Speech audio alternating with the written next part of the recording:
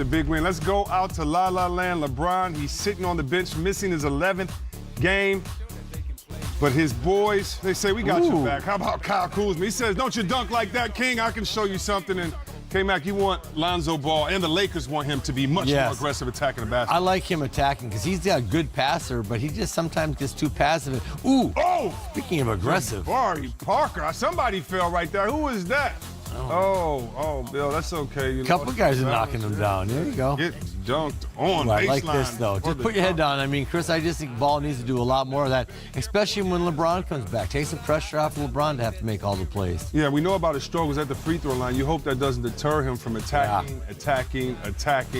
And you want some more attacking. Get the ball and let Ball attack from behind the three-point line. He does that right here. Transition three, part of a 12-0 run.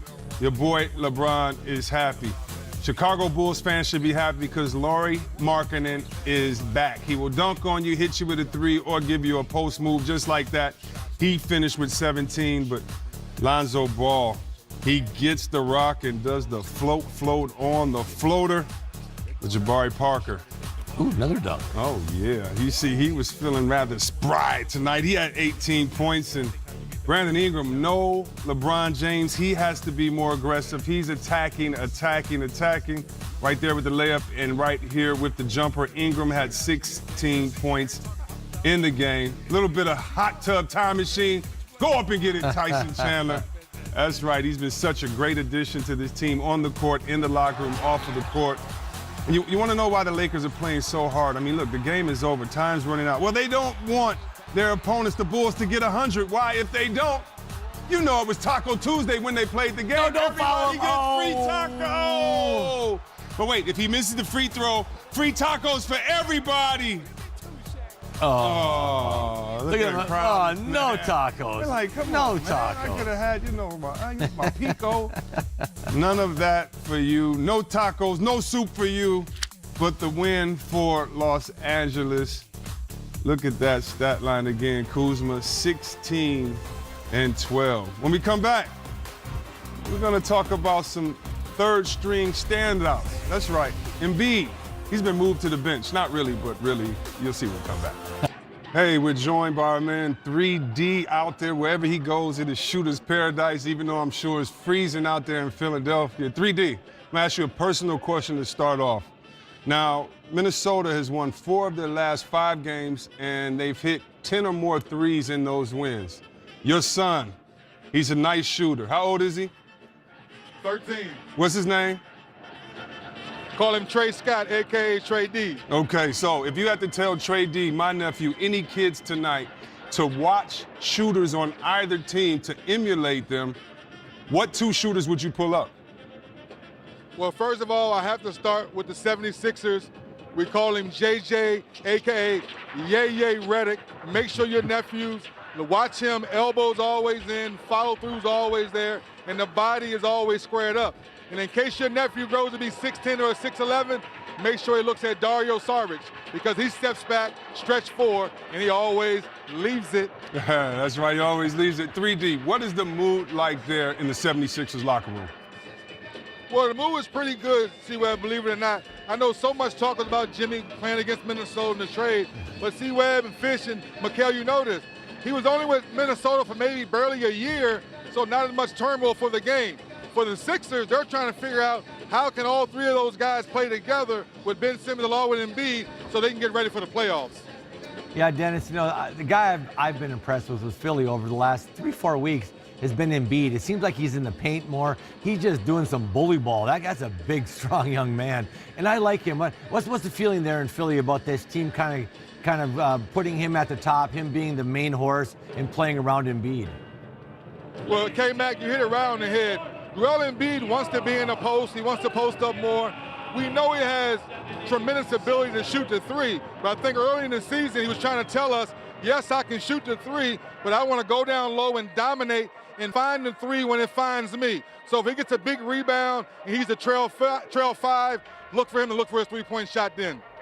You know, 3D was sitting here talking to D. Fish, who's been in many locker rooms, won championships, and of course, you know, K-Mac, they won championships, and we were talking just a little bit about the personality of a guy like Joel Embiid. a little bit to Kevin McHale's last question. Do people know that Embiid is the man there, and that is Butler making ripples there? What is the feel from the fans about Butler and kind of what he said lately, and then about him going up against his former team again?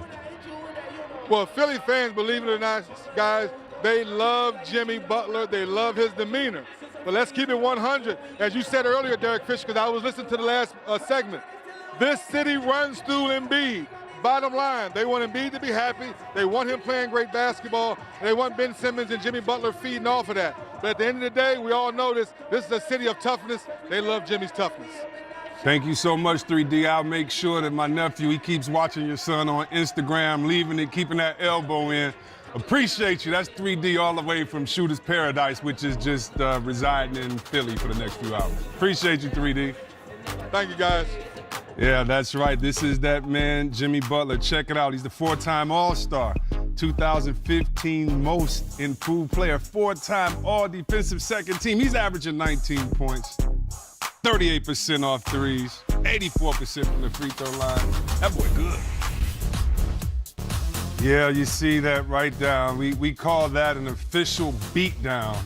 Giving the team the business. You can go into many ways. That 83 points was a season high in the first half. The 149 points was a season high. They just got numbers, blew them out by 20 on the boards. I mean, just some impressive numbers. K-Mac, you just said 40 assists. And tonight, we have Mr. Triple-Double himself. That's right, B. Simmons with us. Thank you so much for joining us. I mean, tonight, 7 to 10, 8 defensive rebounds. You missed the triple-double by one assist. They should trade you. Your career is done. Why'd you miss that? But hey, you're such a joy to watch. And for our fans, especially young players at home, what is the most enjoyable part of playing in the NBA? I think for me, getting an opportunity to get better every day. You know, there's so many games, you know, back-to-backs, and you're just on the road so much. It's like you have one bad game, and then, you know, the next night you have another game to, you know, kind of redeem yourself and try and get better. So I think just being able to play every day and do what I love every day, that's the best part for me. You know, Ben, you guys started off and you dominated the paint. You had Joel Embiid going. You were driving in there. You guys just collapsed their entire defense and played inside out. And all those threes opened up. You guys shot the three ball very well tonight. But, you know, when you guys play like that, I just think you're so hard to beat. Every once in a while, and I watch you guys a lot. I know Brett Brown. Chris Babcock's a good friend of mine, your coaches. And so I get frustrated when you guys don't play that way. When you guys just play inside out like that, totally attacking the paint at first, how do you feel about that when you play like that? And you get the sense that you got to play like that more? Definitely. I understand what you're saying completely. I think, you know, we kind of get a rhythm. We have guys who are used to running down the floor, and sometimes we slow it down. But at times we kind of need to slow it down and make sure we're taking care of the ball and trying to get into a rhythm. But, you know, I love the way we play. You know, guys can run the floor, get open shots, transition buckets, and I think we're getting a lot better at that. Yeah, no, I do too. And like I say, I love when you guys play like this. The other question is, you know, you're the point guard, you get the ball in your hands a lot, you get a lot of assists. Has Joel Embiid just taken up more paint lately? It looks like when I watch him play, he's been going in and getting 2 feet in the paint and demanding the ball down low a lot more. I tell him every time he runs down and he posts up, I'm going to throw it to him. I think sometimes he needs a reminder of, you know, how strong he is down there and how efficient he is. Sometimes he likes to shoot the three ball. But he's so efficient down there. We'd love to see him post up every time, you know, do what he does best. You know, I'm going to say some names here, and I know people are either going to go in uproar or kill me, but your game, when I think about your game, I think Magic, I think Bron attacking the basket, I think Len Bias, I think Pippen. And what I mean by that is your size, your body type, the way you play. If you had to critique yourself and say next year and the year after I'm coming back better in these areas, being a point guard, you know, what would you say that your next jump is going to be, or something that you're working on just to continue the way that you're going on this upward trend of playing? What do you work on to improve over the summer? I think just knocking down shots and being a consistent shooter in terms of just shooting the ball when I am open and taking more shots. And I think just getting comfortable in certain areas on the floor. You know, tonight was one of those games where Jimmy was playing against his old team, and all kinds of stuff happened when he left there. Yeah. Was there any talk in the locker room about, man, let's go get this one, or did you guys, as a group, say anything to each other? You know, we know we needed this game, and I think everybody was kind of locked in mentally. I saw Jimmy before the game; he was definitely locked in. But I think, you know, we always have the same mindset no matter who we play. We got to come out and get wins. We're gonna let you go, B. Simmons, but we usually see you warming right. up with your headphones on, man. Who were you listening to today? It depends who's there. I like Gunna. Okay. He's nice. Oh, little baby. Yep. All right, that's what's up, man. Hey, thank you All so right. much for joining this great game tonight, and we're a Appreciate big fan of yours. Always enjoy watching you play. That's the man, Ben Simmons. Tell man. Joel, more Thank paint, you. more paint, more paint. Tell McHale I got said you. I'm going that. to tell him right now. Hold on. I'm telling you. That's right. That's the man, Ben Simmons, and he's going